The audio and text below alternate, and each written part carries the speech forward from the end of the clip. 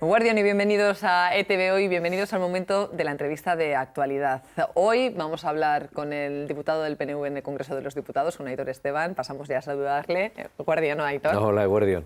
Comenzamos hablando de Cataluña. Ayer la noticia que el Supremo tumbaba ese recurso, no tenía en cuenta ese recurso que había presentado la Generalitat. Sin embargo, el Gobierno dice que va a seguir adelante con la consulta y la pregunta que se hace mucha gente es ¿cómo va a poder hacer esa consulta?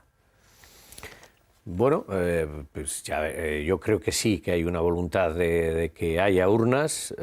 Ya veremos si es la Generalitat directamente quien se encarga de ello o si lo pasa a algún otro organismo bajo su supervisión, ¿no?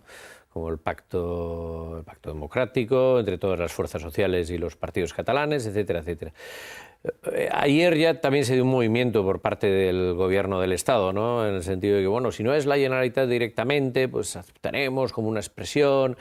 Yo creo que Madrid también se da cuenta de que no tiene todos los instrumentos para poder impedir, para quitar, digamos, físicamente las urnas de los lugares de votación, ¿no? Y por lo tanto yo creo que al final se intentará buscar un punto intermedio. Ya veremos. Yo creo que a lo largo del día de hoy tendrá que haber una fórmula que marque, ¿no?, ya la decisión final.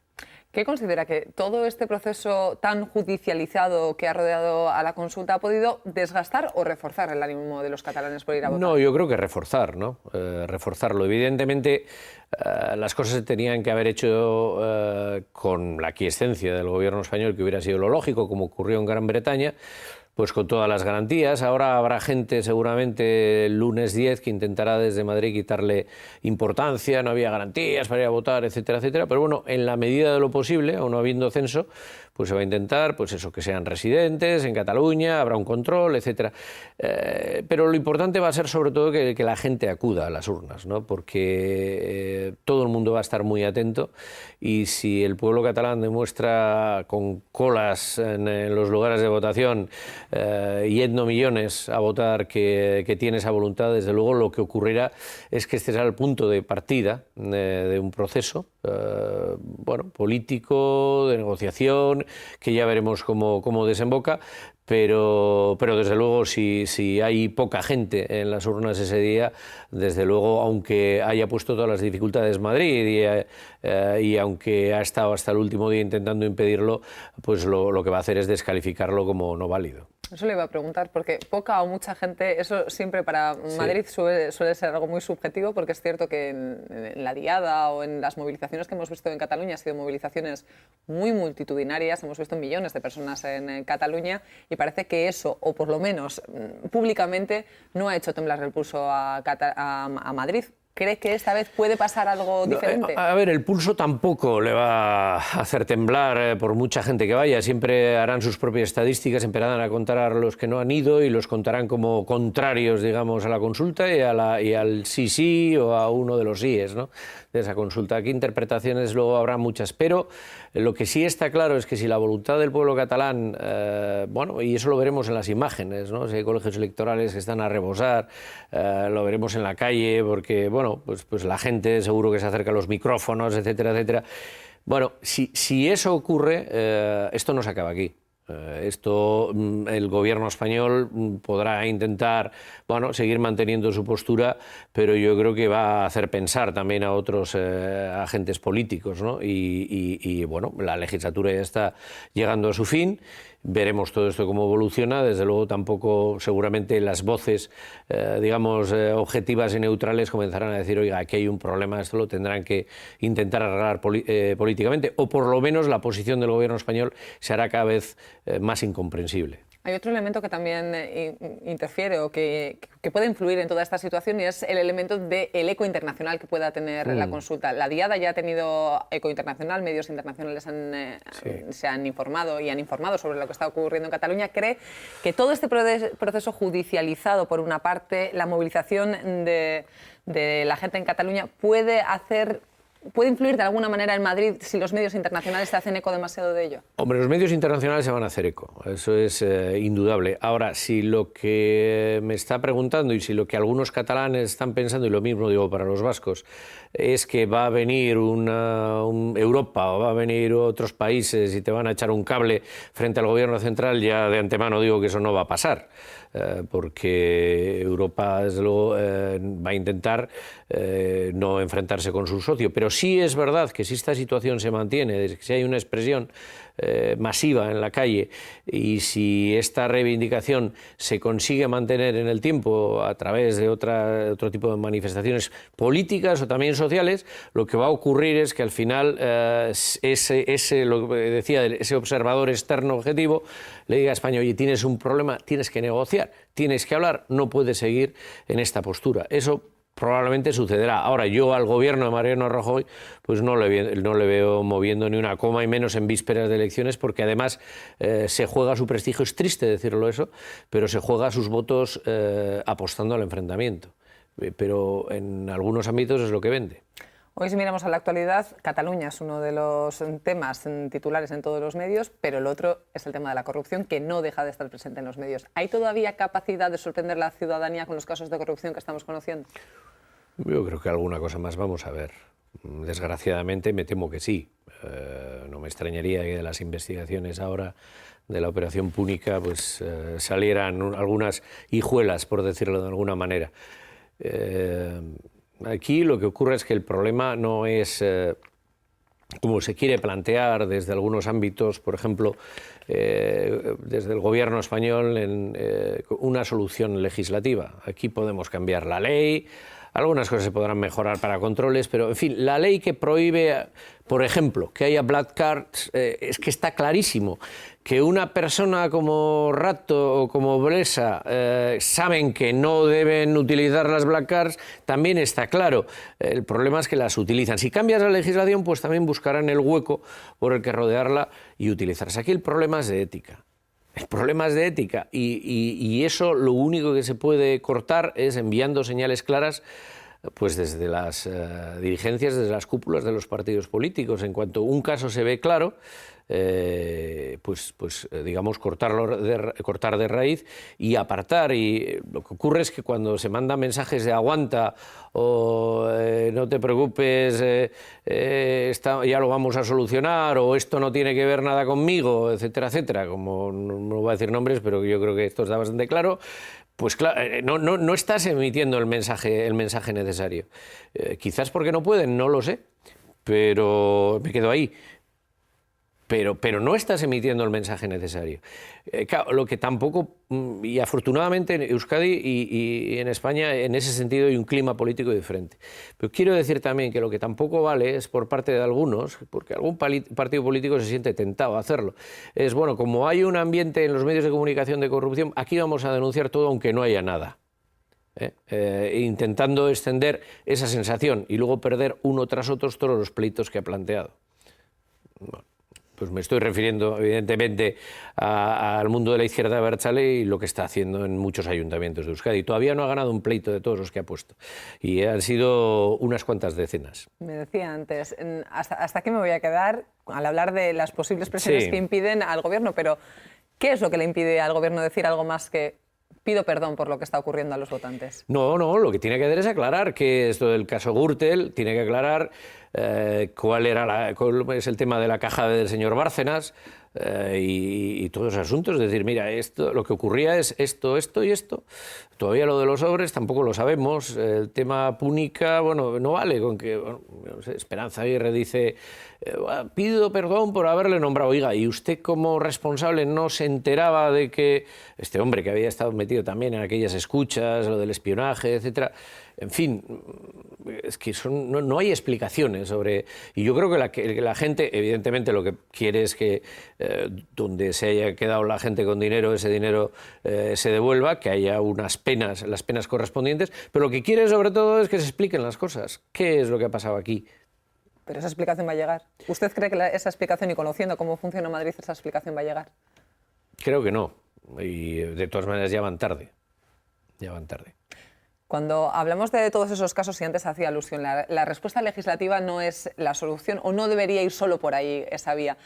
Me gustaría saber si no considera que en algunos de esos momentos hay un ejercicio de cinismo también por parte de los políticos, porque los propios jueces han pedido más de una vez tener más herramientas para poder hacer las cosas de manera más rápida y ahora los políticos no pierden el tiempo en decir que quieren que todo vaya más rápido. ¿No hay un ejercicio de cinismo en eso? Bueno, pero vamos a ver, distingamos. Primero, los jueces tienen que hacer su labor, pero lo harán después de que sucedan determinadas actuaciones delictivas o supuestamente delictivas. Pero el problema no es ese, el problema es que no deberían suceder esas acciones por parte de agentes políticos o, vamos a decirlo, de personas que tienen responsabilidades públicas. El problema es anterior a eso. Ahora bien, yendo a lo de los jueces, bueno, yo creo que por una parte todo el mundo está obligado a aportar bueno, los datos y las pruebas que tenga, que no haya discos duros borrados, por ejemplo.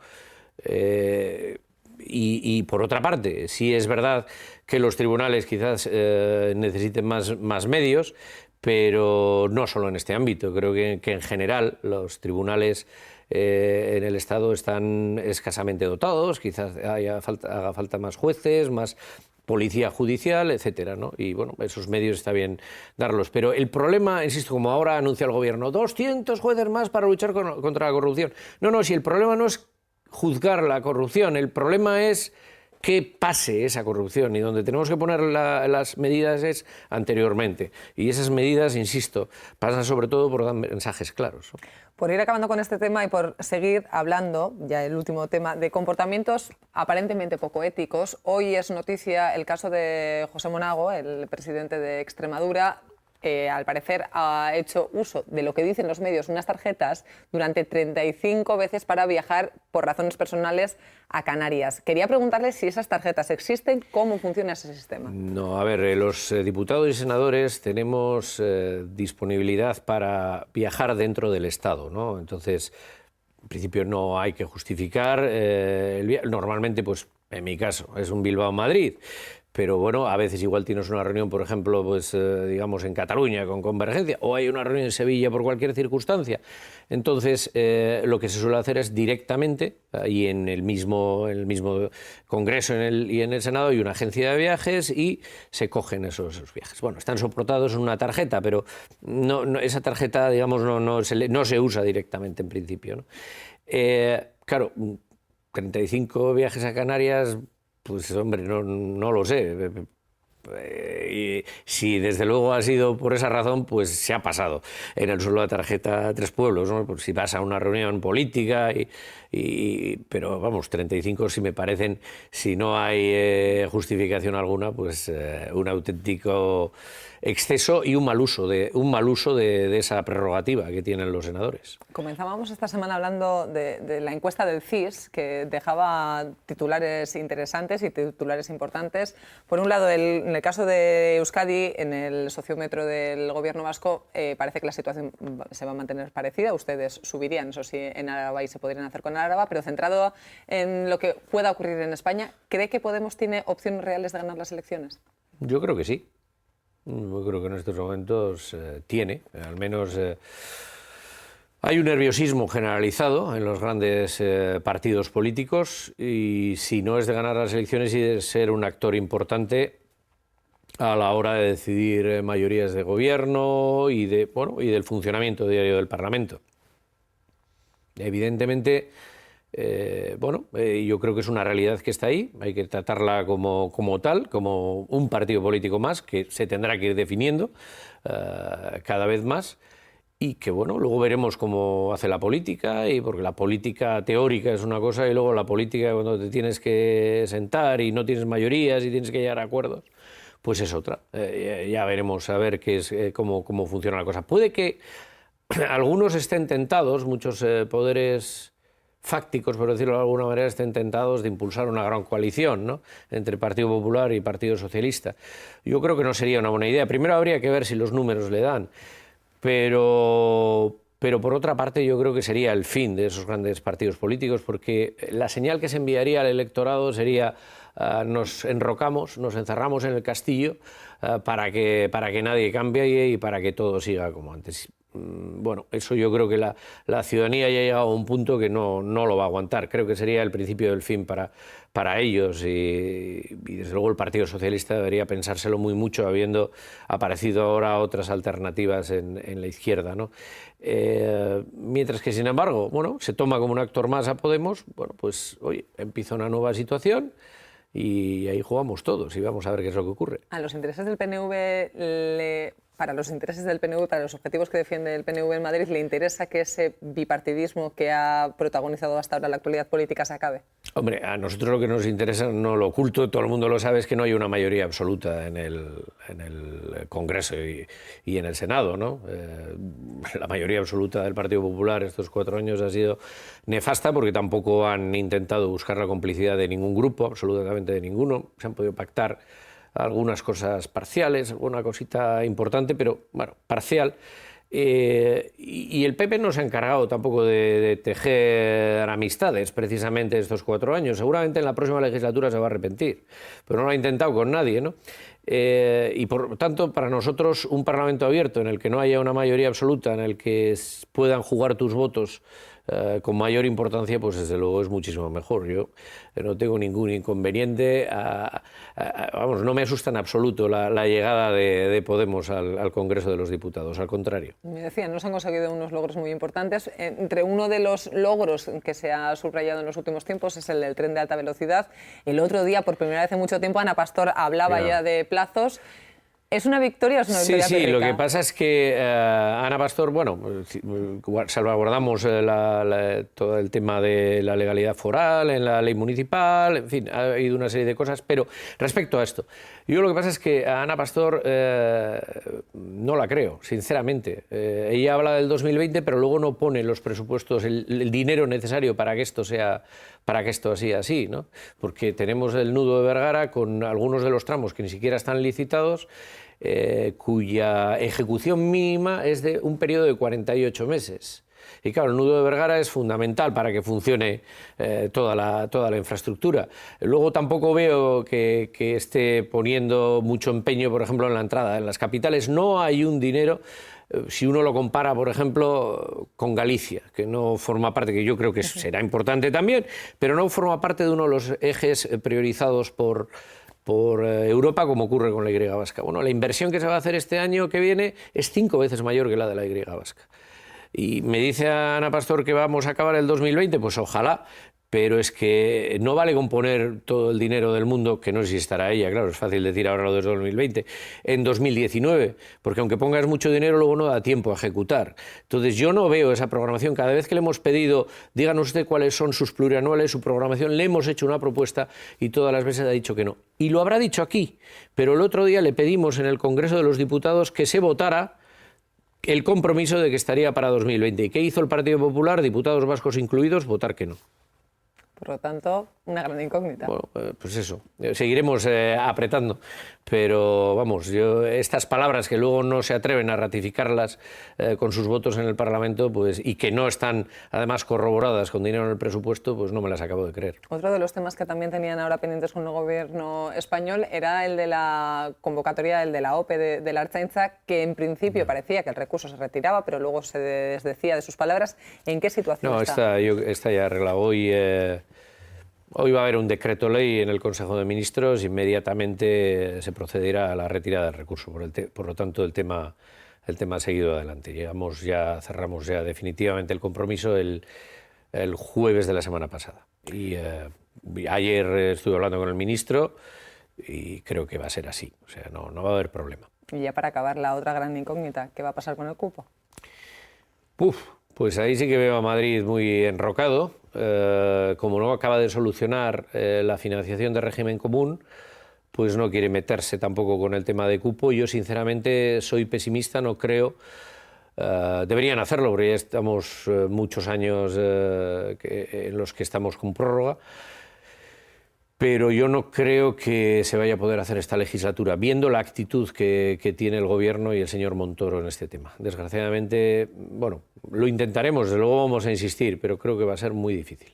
Aitor Esteban, diputado del PNV en el Congreso de los Diputados, muchas gracias por acudir y, como siempre, le invito a la siguiente entrevista. Eskerrik asko zuei. Hasta aquí, por lo tanto, la entrevista de hoy. Volveremos el lunes a las 12 menos cuarto con la entrevista de actualidad del día. Ordura arte, asteburu nahi izan. Agur.